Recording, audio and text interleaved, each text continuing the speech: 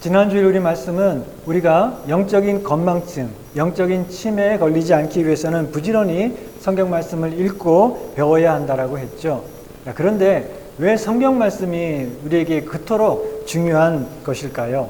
성경은 영어로 바이블이라고 하죠. 근데 그 말은 헬라어 비블리아라는 말에서 왔습니다. 그리고 비블리아라는 말의 뜻은 책이란 말입니다. 그러니까 바이블이라는 말하고 북이라는 말하고는 사실은 같은 말입니다. 그냥 책이라는 뜻입니다. 자, 그런데 왜 바이블은 우리에게 그토록 중요하고 또 특별한 그런 책일까요? 디모데후서 3장 15절은 말씀하기를 성경은 능히 너로 하여금 그리스도 예수 안에 있는 믿음으로 말미암아 구원에 이르는 지혜가 있게 하느니라 라고 말씀하고 있죠. 아, 그렇구나. 성경은 우리에게 구원에 이르는 지혜를 주는 책이니까 그래서 중요하고 특별한 책이구나 하는 것을 우리가 알 수 있죠. 자, 그런데 이 구원에 이르는 지혜가 있어야 되는데 왜 그거는 세상의 많은 책들 가운데 오직 성경 안에만 기록되어 있는 것일까요? 구원이 뭐죠? 구원은 죄로 인한 영원한 심판으로부터 우리를 건져주는 것, 그게 바로 구원이죠. 자, 그러면 누가 우리를 구원합니까? 누가 우리를 구원하죠? 우리 스스로 구원할 수가 없죠. 그 어떤 인간도 우리를 구원해 줄 수 없죠. 오직 하나님만이 우리를 구원하십니다. 자, 그러면 하나님께서 어떤 방법으로 우리를 구원하시고 우리가 무엇을 해야지 구원받을 수 있을까요? 자, 하나님이 어떻게 우리를 구원하시는지 누가 아나요? 우리가 무엇을 해야지 구원받는지 누가 알까요? 본인이 아시겠죠? 하나님. 우리를 구원하시는 분이 하나님이니까 하나님께서 어떻게 우리를 구원할지, 우리가 뭘 해야지 우리를 구원해 주실지 하나님만이 아시겠죠? 네. 그런데 성경은 하나님께서 우리 인간을 위해 기록해 주신 유일한 책입니다. 그래서 이 성경 안에는 하나님께서 어떻게 우리를 구원하시는지, 우리가 무엇을 해야 구원받는지에 대한 하나님의 그 뜻이 기록되어 있습니다. 하나님께서는 구약의 예언자들을 통해서, 사도들을 통해서 바로 이 하나님의 뜻을 성경을 통해서 기록하게 하시고 우리에게 주셨기 때문에 성경이 그만큼 우리들에게 중요하고 특별하고 귀한 책인 것이죠. 자, 그러면 이 성경 안에 우리가 무엇을 해야지 구원받는다라고 말씀하고 있나요? 성경책만 가지고 있으면 안 되죠. 그 성경 안에서 우리가 가져야 될 구원의 지혜를 우리가 배워야 되는데 우리가 무엇을 해야지 하나님께서 우리를 구원한다라고 말씀합니까? 자, 우리가 어떻게 해야지 구원받습니까? 우리는 다 죄인이죠. 모든 인간은 죄인이기 때문에 심판받아서 멸망할 수밖에 없는데 인간은 이 죄와 심판의 문제를 해결할 수 있는 능력이 없고 아무런 희망이 없습니다. 해결할 길이 없습니다. 착하게 살면 된다고요? 착하게 살면 좋죠. 그런데 그 전에 지은 죄는 어떻게 되나요? 지금부터 내가 열심히 착하게 산다라고 해도 그 전에 내가 지었던 모든 죄들은 없어지지 않습니다. 그 죄들은 우리가 어떻게 해결해야 되겠습니까? 착하게 살려고 마음 먹으면 옛날의 죄가 다 문제가 안 된다라고 하면 아무도 감옥 갈 필요가 없겠죠. 레미제라블이라고 하는 책에 보면은 주인공 장발장이 죄를 지었는데 그런데 크게 뉘우치고 이제는 다시는 그러지 말아야지 하면서 마음을 고쳐먹고 착하게 살기 시작했고 그래서 많은 사람들에게 존경받는 사람이 되었습니다. 그렇지만 그 이야기를 보면 과거의 죄는 없어지지 않고 그 과거의 죄가 끝까지 장발장을 쫓아옵니다. 과거의 죄는 우리가 잊어버렸다라고 해서 시간이 지났다라고 해서 없어지는 것이 아닙니다. 내가 지금부터 착하게 산다라고 해서 과거의 죄는 이제 다 없어졌다. 그런 일은 없습니다. 아까도 말했듯이 그렇다면은 감옥이 필요 없는 게 되는 것이죠. 자, 그러면 내가 지은 죄에 대한 모든 대가를 값을 다 치르면 그러면 더 이상 심판받을 필요가 없지 않나요? 그건 맞습니다. 내가 지은 죄에 대해서 내가 죄값을 다 치르고 나면 그러면 더 이상 죄값을 치르려고 내가 심판받을 필요가 없게 되는 거죠. 자, 그러면 우리들의 죄값을 치르기 위해서 어떻게 해야 되나요? 얼마나 그 죄값을 치러야 되나요? 도둑질을 하면은 한 5년, 10년 감옥살이 하면 되죠. 자, 그런데 그거는 인간의 법이죠. 하나님의 법은 다릅니다. 하나님의 법은 어떻습니까? 우리 창세기에 보면은, 창세기 2장 17절에 보면은 선악을 알게 하는, 하나님께서 말씀하시기를 선악을 알게 하는 나무의 열매는 먹지 말라. 내가 먹는 날에는 징역 50년. 이거 아니고. 그쵸? 뭐죠? 먹는 날에는 정령 죽으리라. 하나님의 법에는 징역 10년, 20년, 50년 그런 거 없습니다. 하나님의 법에는 죄를 지은 자는 딱 한 가지 벌밖에 없어요. 그것은 바로 죽음입니다. 그래서 로마서 6장 23절을 말씀하기를 죄의 삭은 사망이다 라고 말씀하고 있습니다. 그리고 또한 로마서 5장 12절을 말씀하기를 모든 사람이 죄를 지었으므로 사망이 모든 사람에게 이르렀느니라 라고 말씀하고 있습니다. 자, 우리가 스스로 죄값을 치르면 그러면 이제 더 이상 심판은 없겠지만, 그러나 우리들의 그 죄값을 치르기 위해서 우리가 죽고 나면은, 그러면 그거는 뭡니까? 우리가 가지고 있는 그 죄와 심판의 문제를 해결한 게 아니죠. 해결한 게 아니라 그냥 우리가 우리 죄 때문에 망해버린 겁니다. 문제를 해결한 게 아니죠. 자, 그러면 우리가 마음 고쳐먹고 지금부터 바르게 착하게 선하게 살면은 예전에 과거에 지은 죄는 그냥 괜찮다. 하나님께서 이제는 그냥 봐주신다 라고 하면 어떨까요? 그러면 이제 문제가 해결됐을까요? 우리가 지금부터라도 바르게 선하게 살면 옛날에 지은 죄 하나님이 이제 더 이상 신경 안 쓰고 내가 없는 걸로 해주마 라고 하신다면 문제가 해결되고 이제 괜찮겠습니까? 그렇지 않죠. 왜냐하면 여러분들 지금부터 이제 바르게 선하게 살 자신이 있습니까? 저는 자신 없습니다. 사실 모든 인간들은 그것이 불가능합니다.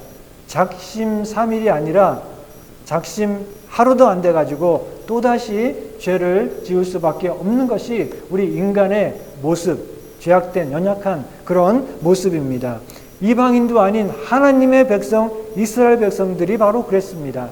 그들은 하나님 앞에 죄를 짓고 그 죄가 너무너무 쌓여가지고 결국 하나님께서 그들을 심판하셔서 그 나라가 망해버리고 말았어요. 그렇지만 하나님은 긍휼을 베푸셔서 그들을 구원하셔서 다시 고국으로 돌아오게 해주셨지만, 그러나 그들은 또 죄를 짓고 옛날로 돌아가 버리고 말았습니다. 우리가 지금 화요일 날 말라기서 공부하고 있는데 바로 그게 그런 말씀입니다. 그들은 하나님께서 구원해 주셨음에도 불구하고 죄를 용서해 주시고 그 이전의 죄가 다 용서받았음에도 불구하고 또 죄악으로 돌아갔습니다. 그들은 하나님의 백성인데도 불구하고 그랬습니다. 제가 그래서 이스라엘 백성들에게 별명을 하나 지어줬어요.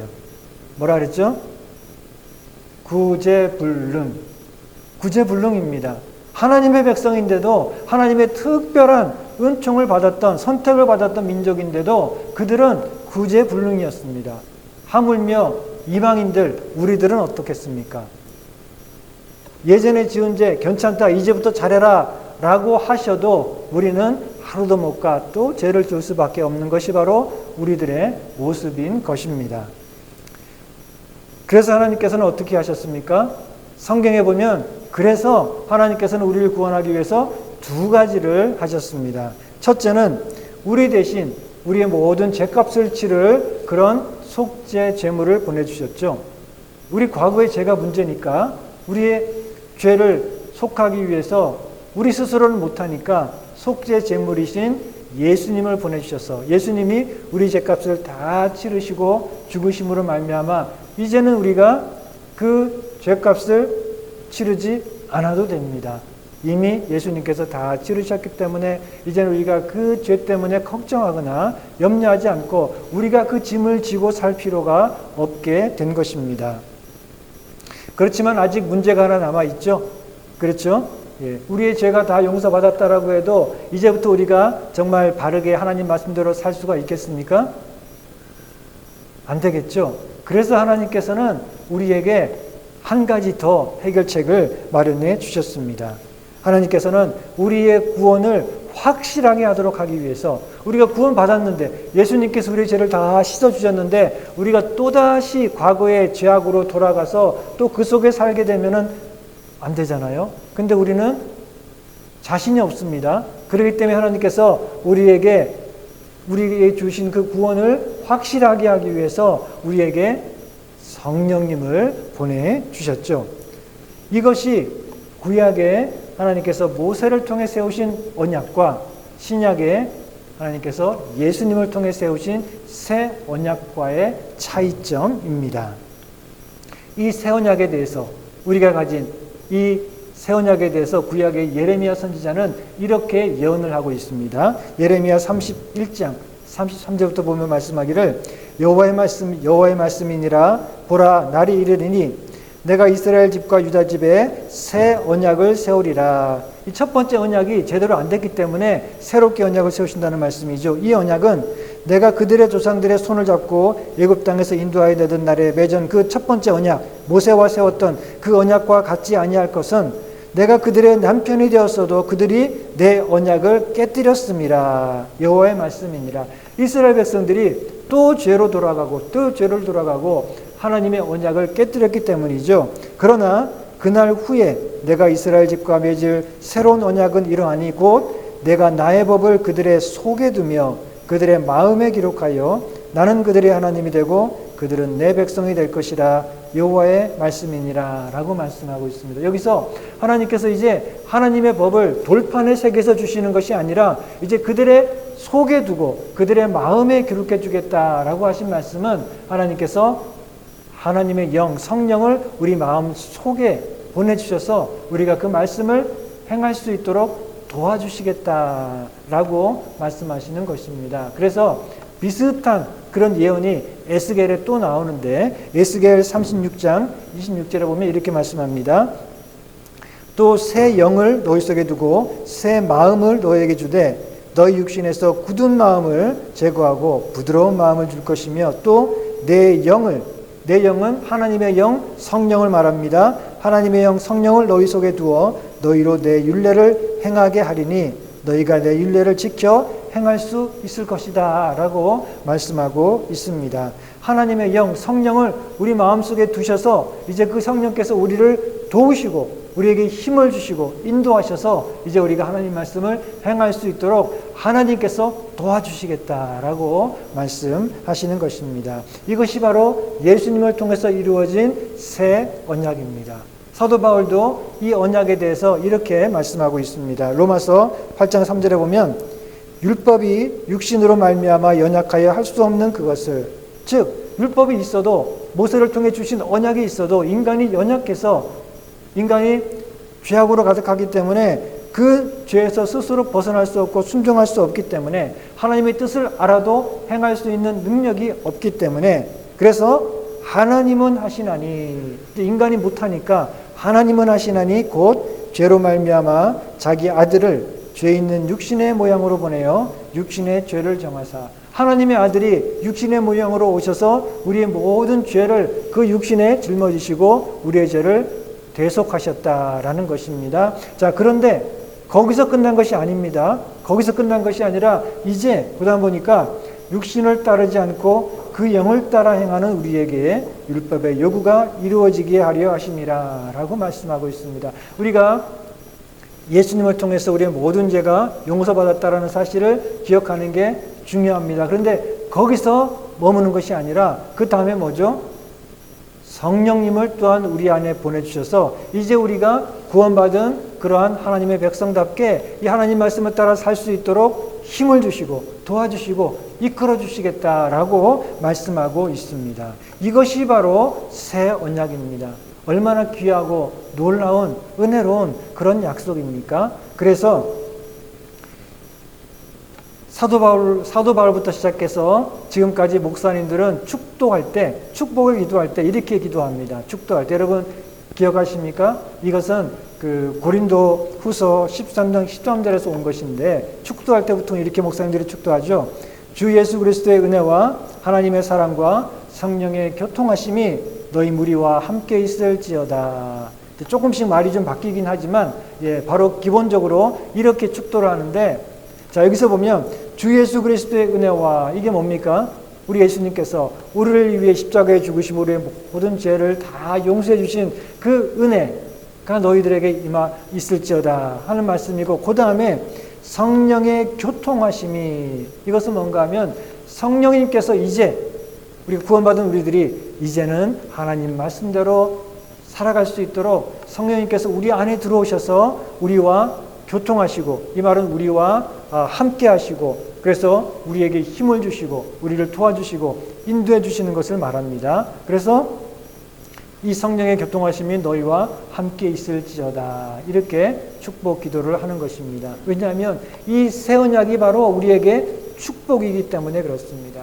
그 언약 자체가 바로 우리들에게, 이 연약하고 패역한 우리들에게 하나님의 뜻을 알아도, 구원의 길을 알아도 그 길로 갈 수 없는 이런 우리 죄인들에게 하나님께서 용서의 은혜뿐만 아니라 우리가 하나님 말씀대로 살 수 있는 그런 힘을 성령님을 통해서 주시겠다라고 하는 그런 약속이기 때문에 이것이 얼마나 우리에게 큰 축복인지 모릅니다. 그래서 바로 이 축복 기도는 이렇게 주 예수 그리스도의 은혜와 또 이 모든 것이 하나님의 사랑으로 비롯된 것이죠. 그 하나님의 사랑과, 그리고 우리가 이 구원의 길을 갈 수 있도록 성령의 교통하심이 우리에게 있기를 바라는 이런 기도를 하는 것입니다. 이미 하나님께서 주신 은혜를 계속해서 우리 사도 바울이, 또 목사님들이 우리 성도들에게 그렇게 축도하며 기도하는 것이죠. 이 새 언약이야말로 하나님께서 우리 죄인들을 구원하시는 유일한 그런 방법입니다. 자, 그런데 우리가 그것을 어떻게 알게 되었습니까? 이런 놀라운 새 언약을 통해서 우리가 죄인이고 힘도 없고 패역하고 고집쟁이지만, 그러나 하나님의 은혜가 용서뿐만 아니라 우리가 믿음의 길을 갈 수 있는 힘도 주신다라고 하는 이 귀한 새 언약의 복음을 우리가 어떻게 알게 됐습니까? 성경, 그렇죠? 성경, 바로 하나님의 말씀. 그거는 그냥 책이 아닙니다. 우리에게 구원을 주시는 그런 지혜를 있게 하는 책이고, 이 성경 말씀을 통해서 우리가 이 새 언약의 복음을 알게 되고 깨닫게 되고 믿게 된 것입니다. 이 놀라운 새 언약의 구원의 역사는 지금 사람들 눈에는 보이지 않죠. 사람들은 모르지만, 그러나 이것은 지금도 힘있게 구원받은 백성들 안에서 이루어져 가고 있고, 그리고 언젠가는 눈에 보이게 모든 사람들이 그 놀라운 구원의 역사를 눈으로 보게 될 것입니다. 언제죠? 우리 예수님께서 영광 가운데 다시 오실 때, 그때는 이제 우리 믿는 사람들, 우리만 아는 것이 아니라 모든 사람들이 이 새 언약의 구원의 은혜가 얼마나 크고 놀라운지를 모두 다가 보게 될 것입니다. 이것도 우리가 어떻게 아나요? 예수님이 재림하실 때, 영광 가운데 오실 때에 이 놀라운 구원이 완전하게 이루어질 것이다 라고 하는 것도 우리가 어떻게 알죠? 성경 말씀을 통해 아는 것이죠. 성경 말씀에 기록되어 있기 때문에 우리가 읽고 알고 믿고 있는 것입니다. 자, 그런데 성경 말씀에 기록되어 있는 이것이 만약에 가짜라면, 거짓말이라면 어떻게 되죠? 성경에 기록되어 있는 이 모든 것들이 인간이 지어낸 교묘한 거짓말이라면, 그러면 우리가 믿고 있는 것, 철석같이 믿고 있는 이 모든 것들은 다 헛것이고, 그리고 우리는, 저와 여러분들은 베드로, 바울과 같은 사기꾼에게 속은 것이 되겠죠. 그들이 기록한 이 성경 말씀이 만약에 진짜가 아니고 교묘하게 꾸며낸 이야기라면, 그것을 믿고 있는 우리들은 아마 이 거짓말쟁이에게 속게 되고 말 것입니다. 그래서 베드로는 오늘 본문 16절에 이렇게 말씀합니다. 우리 주 예수 그리스도의 능력과 강림하심을 너에게 알게 하는 것이 교묘히 만든 이야기를 따른 것이 아니요 라고 얘기해주고 있습니다. 베드로가 지금까지 가르친 이 새 언약의 복음, 그리고 예수님께서 영광 가운데 재림하실 것이라는 그 약속, 이 모든 것들은 교묘하게 꾸며낸 그런 거짓말 이야기가 아니다라고 이야기하고 있습니다. 자, 그러면 우리가 베드로 말은 어떻게 믿을 수 있나요? 베드로가 지금 걱정하지 마라. 이 모든 복음의 진리와 그리고 재림의 약속은 인간이 꾸미는 것이 아니다. 걱정하지 마라. 라고 얘기했는데 이 베드로의 말은 또 우리가 어떻게 믿겠습니까? 자, 그래서 베드로는 오늘 본문에 두 가지 증거를 제시하고 있습니다. 첫째, 어떤 증거가 하면 자기가 직접 보았다는 것입니다. 베드로가 자기 눈으로 직접 보았기 때문에 내가 증인이다 라고 이야기하고 있습니다. 예수님께서 진짜로 이 새 언약을 통해서 우리에게 구원을 가져오시는 분이라면 그 예수님은 보통 인간이 아니라 특별한 인간이어야 되겠죠. 인간은 인간인데 분명히 우리와 다른 특별한 인간이어야지만 될 것입니다. 즉 육신을 가진 인간인 동시에 영광스러운 하나님의 아들로서 죄가 없는 분이어야지만 될 것입니다. 그래야지 우리를 위한 새 언약의 구주가 될 수 있을 것입니다. 또한 예수님은 십자가 위에서 고통받고 죽으신 분일 뿐만 아니라 온 세상을 심판하실 그런 권세를 가지고 다시 오실 영광스러운 하나님이십니다. 그래야지만 우리를 위한 구세주가 될 수 있을 것입니다. 그런데 베드로는 이 두 가지를 두 눈으로 똑똑히 보았다라고 증거하고 있습니다. 물론 베드로와 제자들은 3년 동안 예수님과 함께 다니면서 함께 먹고 자고 화장실도 가고 그러면서 예수님이 우리와 똑같은 인간인 것을 분명히 알았을 뿐만 아니라 그 예수님이 행하신 모든 능력들을 직접 보았고 그래서 예수님은 분명히 하나님의 아들로서의 권세와 능력을 가지신 분이라는 것을 수없이 목격을 했습니다. 그런데 그것뿐만이 아닙니다. 베드로가 말하는 것은 그게 아닙니다. 베드로가 말하는 내가 눈으로 보았다라고 하는 것은 뭔가 하면은 베드로는 야고보와 요한과 더불어 예수님과 함께 높은 산에 올라갔을 때에 예수님의 찬란한 영광을 두 눈으로 목격을 했습니다. 다시 말하면 예수님께서 나중에 영광의 주님, 재림의 주님, 온 세상 만왕의 왕으로 오실 그 영광스러운 모습을 베드로는 미리 보았습니다. 그것도 직접 보았습니다. 예수님, 부활하신 예수님을 보기도 많은 사람들이 눈으로 보았지만 그것보다 더 영광스러운 모습, 그것을 베드로가 직접 보았다는 것입니다. 본문 16절부터 보니까 우리 주 예수 그리스도의 능력과 강림하심을 너에게 알게 한 것이 교묘히 만든 이야기를 따른 것이 아니요 우리는 그의 크신 위엄을 친히 본 자라. 지극히 큰 영광 가운데 이러한 소리가 그에게 나기를 이는 내 사랑하는 아들이요 내 기뻐하는 자라 하실 때에 그가 하나님 아버지께 존귀와 영광을 받으셨느니라. 이것은 아까 말한 대로 예수님께서 특별히 베드로와 야고보와 요한만 데리고 따로 높은 산에 올라가셨을 때 예수님이 영광스러운 모습으로 변형되셨습니다. 변화되셨습니다. 그것을 베드로가 보았던 것이죠. 여기에 대한 기록은 성경에 복음서에 다 기록되어 있는데 마태복음에 보면은 11장에 보면 이렇게 말씀합니다. 예수님께서 베드로와 야고보와 그 형제 요한을 데리시고 따로 높은 산에 올라가셨더니 그들 앞에서 변형되사 그 얼굴이 해같이 빛나고 옷이 빛과 같이 희어졌더라. 그러니까 그들은 너무나 두렵고 놀라워서 그 앞에 엎드려질 수밖에 없었죠. 감히 쳐다볼 수도 없을 그런 위엄과 영광으로 예수님이 변화되셨습니다. 그리고 나서 호련히 빛난 구름이 그들을 덮으며 구름 속에서 소리가 나서 이르되 이는 내 사랑하는 아들이요 내 기뻐하는 자니 너희는 그의 말을 들으라. 하나님의 음성이 들렸던 것입니다. 베드로는 미래에 나타날 그 예수님의 영광, 미래에 예수님께서 재림하실 때 나타나실 그 예수님의 해같이 빛나는 얼굴, 빛나는 그 영광스러운 모습을 미리 보았고 직접 보았던 것입니다. 그래서 베드로는 예수님은 하나님의 아들이시고 그리고 영광 가운데 다시 오실 것입니다 라고 전할 때, 그것을 기록할 때 그것은 어디서 들은 얘기를 하는 것이 아니고 자기가 꾸며낸 얘기를 하는 것이 아니고 자기가 무슨 상상해가지고 하는 얘기가 아니라 눈으로 본 그 예수님의 영광, 그것을 지금 증거하고 있는 것입니다. 베드로는 예수님의 말씀들을 다 듣고 배웠고 예수님의 능력을 목격했을 뿐만 아니라 이 하나님으로서의 찬란한 위엄과 영광을 두 눈으로 보았기 때문에 이 베드로가 증거하는 것은 우리가 참되다라고 믿을 수 있다는 것입니다. 사도 바울도 마찬가지입니다. 사도 바울도 말로 표현할 수 없는 그 신비를 직접 보고 체험한 사람이고 그래서 그 복음의 진리를 가르치고 기록했던 사람이기 때문에 우리가 그것을 믿을 수 있다는 것입니다. 그래서 이 모든 성경의 말씀들은 누군가가 꾸며내거나 상상해서 하는 것이 아니라 그들이 하나님을 직접 보고 듣고 체험한 것을 기록했기 때문에 우리가 믿을 수 있다는 것입니다.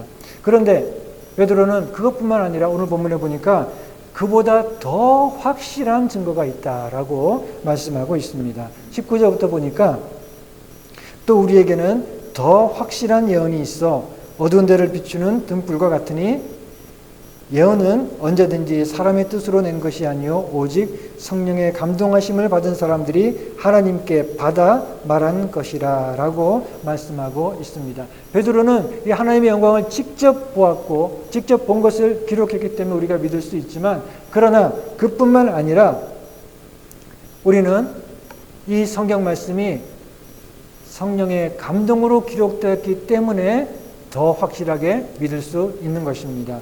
베드로를 비롯해서 다른 사도 바울도 마찬가지고 이사야도 마찬가지고 그들이 하나님의 영광을 직접 보고 그 음성을 듣고 말씀을 기록했다라고 하지만 혹시나 이런 일이 있을 수도 있죠. 그들이 하나님의 영광을 보고 그 말씀을 듣고 그리고 말씀을 기록해야 되는데 너무나 놀라고 당황스러워가지고 그 하나님의 영광을 직접 목격하고 나면 안 그렇겠습니까? 그들이 그 앞에서 이 신비로운 계시를 받고 나서 너무 흥분하고 막 경황이 없어가지고 정확하게 전달하거나 기록하지 못할 수도 있죠.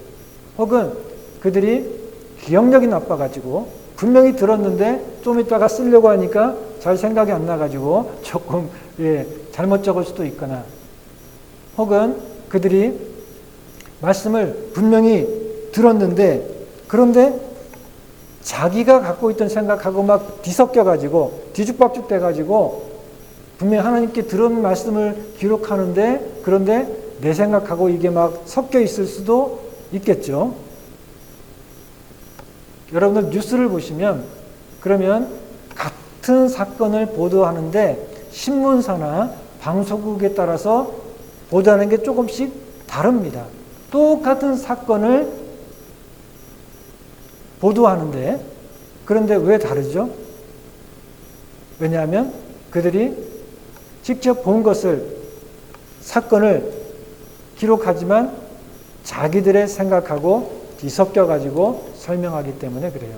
자기들이 가지고 있는 그런 기준, 관점, 가치관 이런 생각들하고 섞여가지고 그 사건을 해석해서 보도하다 보니까 신문사마다 방송마다 그 보도하는 게 조금씩 혹은 크게 달라지기도 하는 것이죠. 그런데 성경을 기록한 사람은 그럴 수가 없었습니다.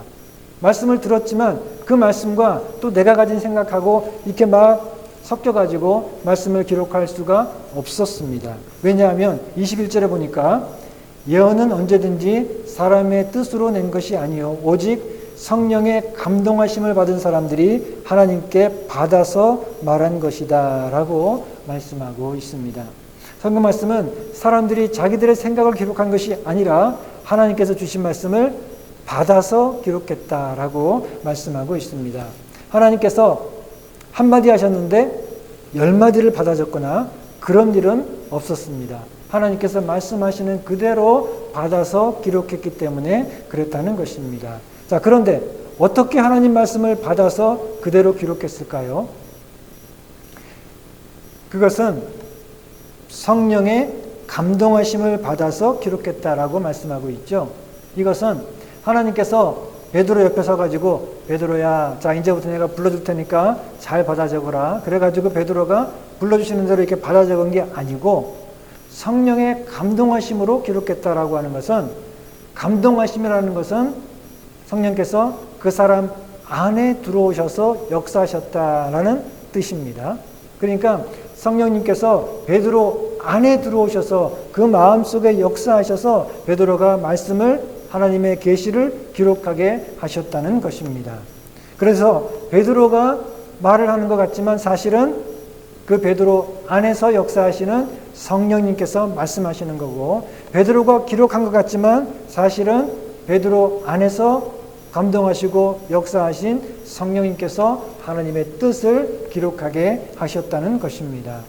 그렇기 때문에 성경 말씀은 누가 기록했던, 모세가 기록했던, 혹은 다윗이나 이사야나 바울이나 베드로가 기록했던 이 성경 말씀은 다 성령의 감동하심, 성령께서 그 사람 마음속에 들어오셔서 그 사람을 감동하시고 그 마음 속에 역사하셔서 기록하게 하셨기 때문에 그 말씀은 사람의 말이 아니고 하나님의 말씀이다 라고 우리는 확실히 믿을 수 있다는 것입니다. 자, 그러면 이제 어떤 똑똑하신 분은 이렇게 질문할 수도 있을 것입니다. 성경은 성령의 감동하심을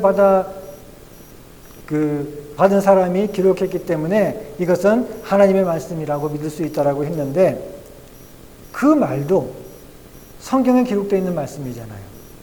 그렇죠? 성경은 성령의 감동하심을 받은 사람들이 하나님의 뜻을 받아 기록한 것이니 하나님의 말씀이다라고 했는데, 그 얘기를 누가 하고 있어요? 성경이 하고 있잖아요. 그러니까 성경이 성경을 증거하고 있는 것입니다. 자기가 자기를 증거하고 있는 것이죠. 근데 율법에 보면은 자기가 자기를 증거하는 것은 효과가 없습니다. 효력이 없습니다. 율법에서 증인은 반드시 두 사람이 있어야 됩니다. 한 사람이 내가 한 말이 옳다라고 아무리 주장해도 그 사람은 증인이 될 수 없어요. 꼭 두 사람이 있어야지 그 증거가 효력이 있다라고 율법에 기록되어 있습니다. 그래서 예수님도 예수님의 말씀을 전하실 때 사람들이 믿지 않을 때 예수님께서는 내가 내 말이 참되다라고 내 스스로 증거하는 것이 아니라 하나님이 나를 위해서 증거하신다라고 말씀하셨고, 또 성경이 나를 위해서 증거하고 있다라고 말씀하셨어요. 예수님도 그 예수님의 모든 말씀이 진실되다는 사실을 혼자 주장하신 것이 아니라 하나님이 증인이 되시고 성경이 증거가 된다라고 말씀하셨어요. 자, 그러면 성경은 성령의 감동하심을 받은 사람들이 기록했기 때문에 하나님의 말씀이다라는 것은 이 성경을 기록한 사람들이 지금 증거하고 있죠. 자, 그런데 또 다른 증인이 있습니다. 누굴까요? 여러분들입니다. 저와 여러분들이 또 다른 증인입니다.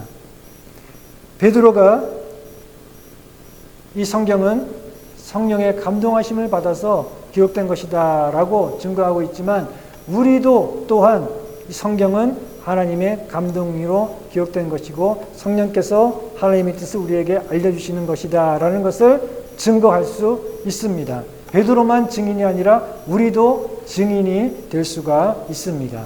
왜냐하면 베드로 안에 역사하셨던, 베드로를 감동하셨던 그 성령님께서 오늘 저와 여러분들 안에 똑같이 역사하고 계시기 때문에 그렇습니다. 여러분 잘 모르겠습니까? 성령님이 내 안에 역사하신다고? 베드로 안에 역사하시고 감동하셨다는 것은 알겠지만 그 성령님, 동일하신 성령님이 내 안에도 역사하셨다고? 맞습니다. 우리 고린도전서 12장 3절에 보면은 성령으로 아니하고는, 그러니까 성령의 감동과 역사가 아니고서는 누구든지 예수를 주시라 할 수 없느니라 라고 말씀하고 있어요.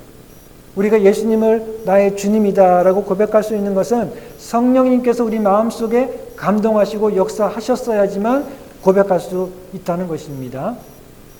우리가 그냥 우리 생각으로 이것을 믿고 고백할 수 없다는 것입니다.